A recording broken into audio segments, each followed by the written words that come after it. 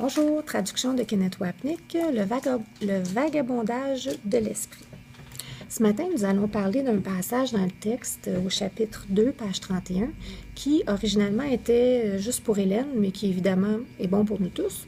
C'est où Jésus dit à Hélène, « Tu es beaucoup trop tolérante envers le vagabondage de ton esprit. » Et ce dont il parle ici, c'est la projection. Et plus spécifiquement, ce qu'il disait à Hélène et à nous tous, c'est qu'il parlait de notre tendance à laisser notre esprit vagabonder à travers la projection et à travers le corps. Et de voir nos préoccupations, nos problèmes et toute la source de notre détresse en dehors de notre esprit qui décide. Et le but de ce passage, c'est de mettre l'emphase pour Hélène et pour nous tous sur l'objectif du cours qui est de respecter le pouvoir de la pensée, qui est le pouvoir de cette partie de notre esprit qui décide entre l'ego et le Saint-Esprit comme professeur, qui décide si on va vivre une vie comme prisonnier d'un corps ou comme un étudiant d'une salle de classe où on apprend la leçon du pardon qui nous ramène à la maison. Une autre façon de regarder cette idée d'être trop tolérant envers le vagabondage de l'esprit, c'est de devenir de plus en plus sensible au fait de choisir le système de pensée de l'ego. Dès qu'on a des pensées non aimantes, des pensées de souffrance ou des pensées qui disent que d'autres sont souffrants, de juste s'arrêter de dire « ce n'est plus correct ». Un gros problème que les étudiants de ce cours ont, c'est qu'on fragmente ces enseignements. On ne se laisse pas intégrer ces enseignements qui nous disent de renoncer au jugement dans notre vie au quotidien. Donc, on se retrouve avec des étudiants du cours, des personnes qui assistent à des ateliers au centre, à la Fondation Kenneth leur dit souvent, il vous arrive soudainement quelque chose quand vous sortez de la salle, que vous allez à l'extérieur, tout ce que vous avez entendu, tout ce que vous savez vrai, prend le bord de la fenêtre et ce qui reste, c'est l'ego. Et on continue de juger, d'alimenter nos relations particulières sans même penser ou être concerné par tout ce qu'on vient d'entendre ou de lire dans le cours.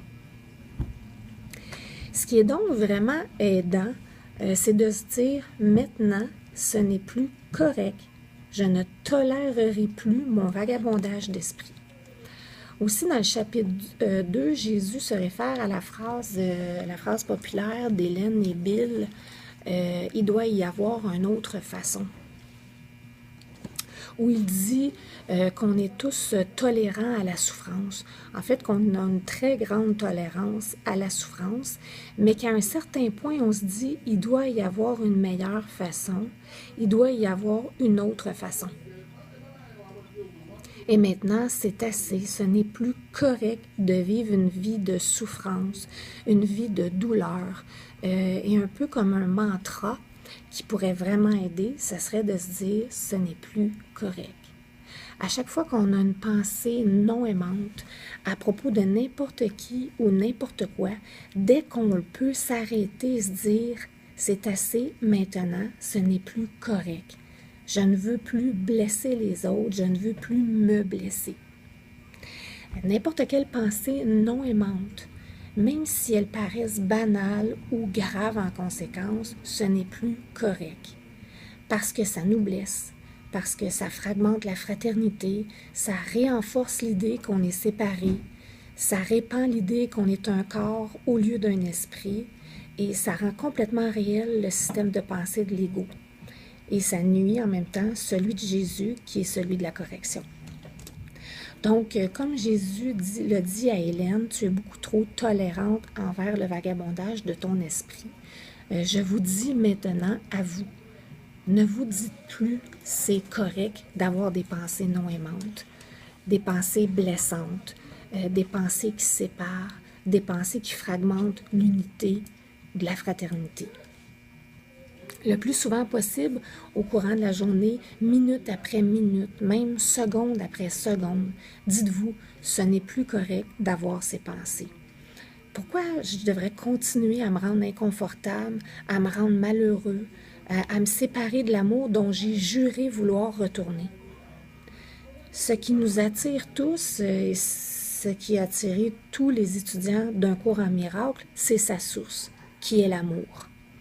Et l'amour qui permet toute frontière et qui enlève les frontières vers le cœur.